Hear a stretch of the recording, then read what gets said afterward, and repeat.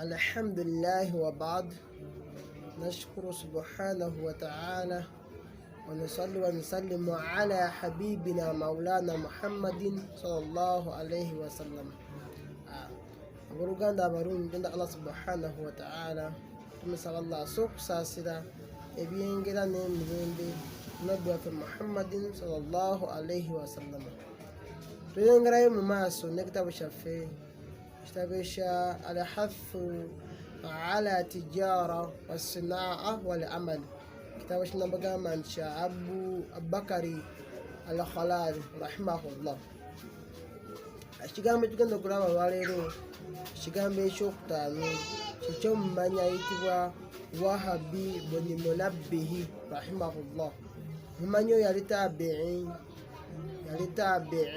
era yali omu ku bamanya abasoma ku ba sahabatu kibaaru sahaba, ku basahaba abanene ennyo. Tugenda okulaba ko ekigambo ekyo yagamba mu kitabo ekyengambye ekitabo kya Hathu ala Tijara wassinaa wal amal, ku peegi ey'ekyenda paka ku peegi 91 yagamba nti alfaqru huwa almautu al akbar. Omumanyi oyo yayitibwa Wahabi buni Munabbihi yagamba, tujja kumulaba amanya g'amatuufu nebimukwatako ebitongole mu maaso awo. Yagamba nti alfaqru huwa almautu al akbar. Yagamba nti obwavu kwe kufa okukyasinza okuba okunene, tekwe kufa okunene.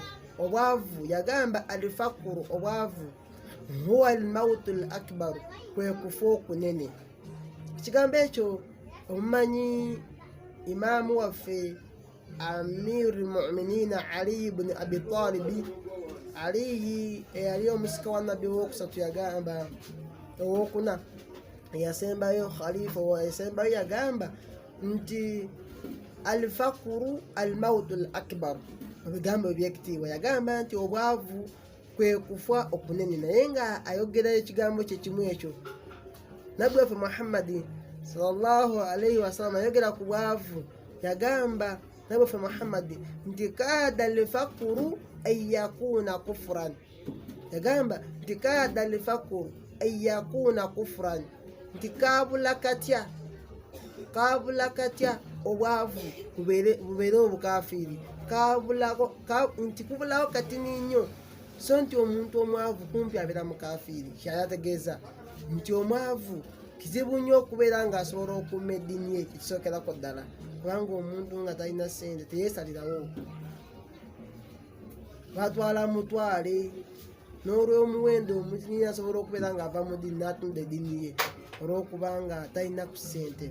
So nabbi waffe yagamba nti kaada alfaqru an yakuna kufran, nti kaabula katya obwavu bubeere obukafiri, so nti kwabulawo kati nnyo nti obwavu busemberera nnyo obukafiri, so nti omuntu nga mwavu kyangu nnyo okuseerera n'akafuwara. So baduballa, ekitabo kino ekya Abubakari Al-Khalali, kigambo kiri ku musomo ogamba nti Al-Hathu ala Tijara, okukubiriza ku byobusuubuzi, encouraging tijara ya tuledi, wal sinaa n'okuweesa oba okukola, wal amal n'okukola ahantu. Ekitabo kino kikubiriza abantu kukola. Omumanyi gwembagambyeko gwe bayita Wahabi buni Munabbihi, oyo omu ku bamanyi aba ahli sunna wal jamaa, omu ku bamanyi betwogerako abamanyi ab'amaanyi.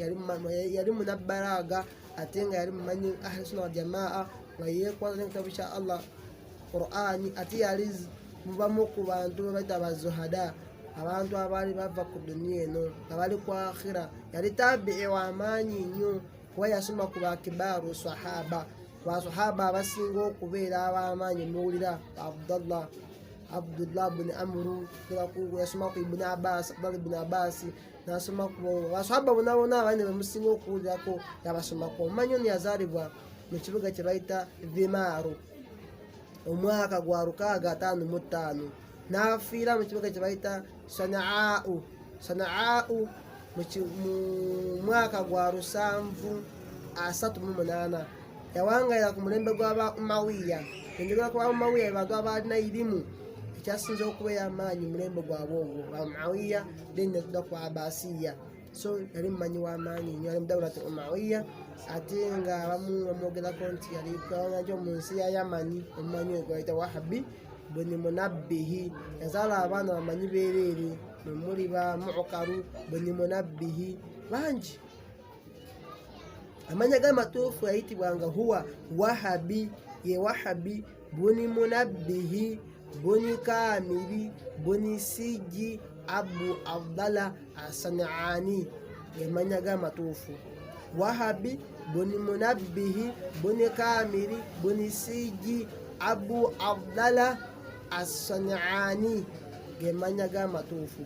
Sijja kubeera nga nsinza bigambo byange, wabula njagala twale kyeyatubeera nga atukubiriza. Yagamba nti alfaqru huwa almautu al akbaru. Yagamba nti obwavu kwe kufa okusinga okuva okunene. Lwaki yakyogera?